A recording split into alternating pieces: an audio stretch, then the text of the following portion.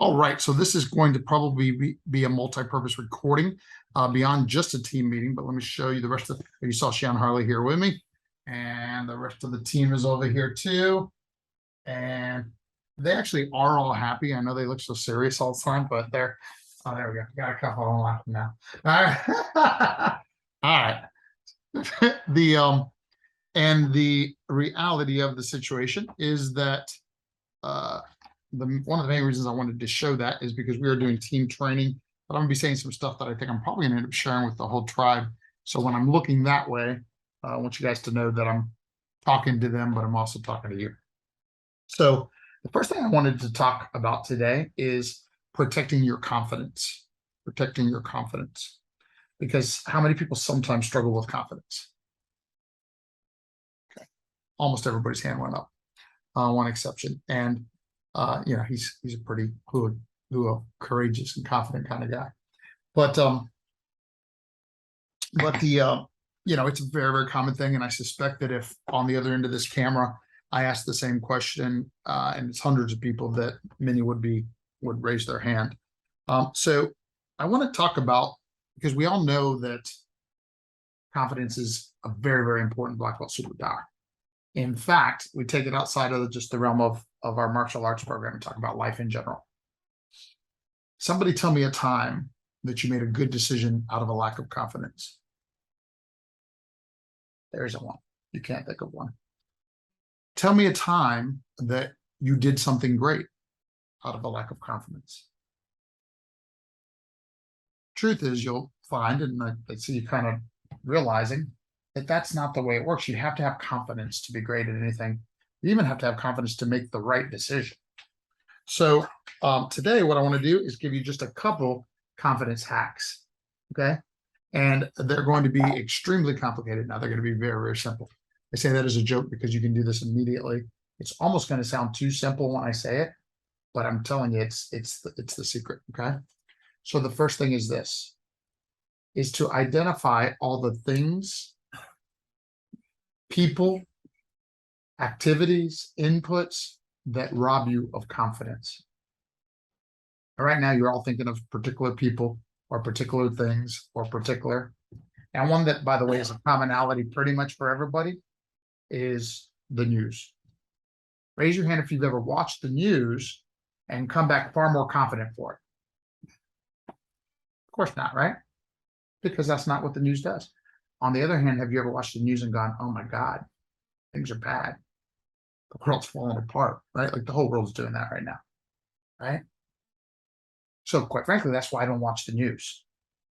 And this first hack, what it says is, and let me take it to something probably more likely for you guys. It could be somebody you know.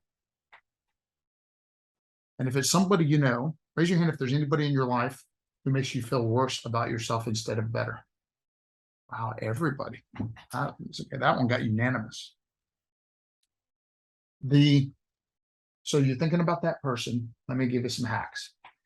By the way, if it's a friend or an employer, or if it's an employer, take it all the way up to chain of command before you quit, by the way. All right. But if it's a friend, cut that person out. There's better friends. Sometimes it's time to move on. If it's anything that's easy to just cut out and move on, cut it out. But I know that some people watching it on here, I'm going to look to here on purpose on this one because I don't put any of my team on the spot on it, but a whole lot of people, sometimes it's a spouse or significant other or a child or an adult or, more often a mother or father, grandfather, whatever. Oh, the point is this, you can't cut those people out of your life. So let me give you a couple sub hacks to how you can cut out the negative effects. The first one is this. Anytime you can, redirect the conversation. Particularly if it's about, and I don't mean because by the way, if you're you guys are young, sometimes your parents are chastising you for good reason. Sometimes your chief instructor is chastising you for good reason. And when that's the case, you have to accept the lesson. And then just accept the lesson and become better like we do here. Constant never-ending improvement. But when it's somebody that's trying to belittle a dream you have or undermine a passion that you have, and for you guys, it might be Schlarks, might be here. For a lot of people, it's all kinds of other things over there, but sometimes it's grown-ups that are looking, maybe want to start a business or maybe want to do whatever, but there's so many negative voices in their life that they don't have the courage to do it. So when it's those people, right?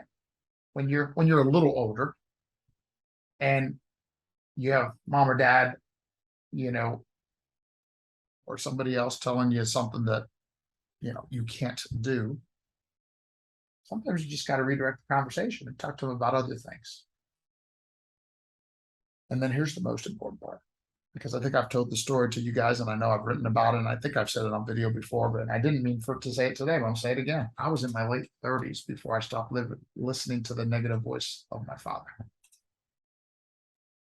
and letting it give me limiting beliefs and stinking thinking and all the things I couldn't do.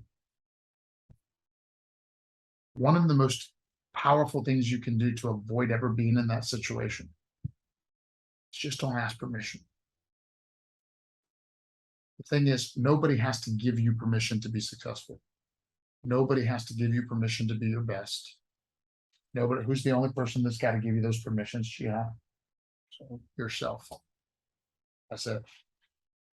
And it ties to, and this doesn't sound like a practical staff training, does it? But it does, because it's relevant every time you go do an intro. It's relevant every time you teach a class. It's relevant every time you do anything, especially because those two things, ironically, should be coming more naturally now. But it's especially relevant when I'm telling you when you're going to do something you never tried before. Okay. Now, I promised I was going to keep these short, so let me move on to the second hack. What was the first hack, Sensei Mac? Cutting out all the things. That's right. Cutting out all the things that make you feel worse about yourself or take away your confidence. So Nathan, what's the second hack going to be? I'm just kidding, but I bet you somebody in here could figure it out. What's the second hack? Do more of the things that bring you more confidence. Cut out the things that take it away.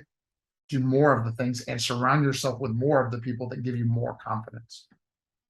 Now, by the way, as I was preparing this lesson, I thought of one additional part that is especially for instructors and supervisors and leaders of all calibers. And in addition to cutting out the people that are disempowering instead of empowering to us, if we're an instructor, especially, what else do we have to totally make sure? That we're never that person to anyone else. That we're never that person to anyone else. And when I accidentally become, just think, you're thinking about that voice that holds you back. Can you imagine somebody thinking about you? Never ever want to be that person, right? We want to always be the empowering, positive voice that brings confidence to our students and people that we are in charge of. Yes. All right, good job. Yourselves a hand.